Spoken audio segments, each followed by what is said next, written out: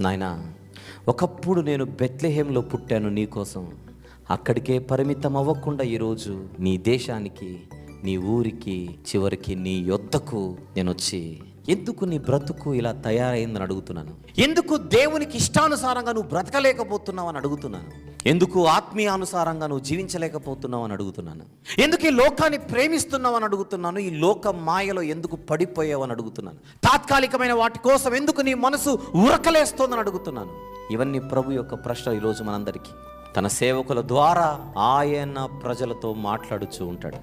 అక్కడికి మాత్రమే నన్ను ఉండమంటావా? బెత్లెహేముకే నన్ను పరిమితం అవ్వమంటావా?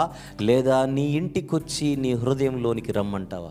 తలుపు నొద్ద నిలుచుండి నేను తట్టుచున్నాను, తెరుస్తావా అని అడుగుతున్నాడు. ఎవరిని? అందరినీ. ఎప్పుడైతే మన హృదయపు తలుపులు సంపూర్ణంగా తెరవబడి మన హృదయంలో ఆయన పాదాలు మోపుతాడో మన జీవితంలో జరుగుతున్నట్టు క్రిస్మస్. బెత్లెహేంలో పుట్టినందుకే ఇంత ఆనందం అయితే మన హృదయంలో పుడితే ఇంకెంత ఆనందం అది.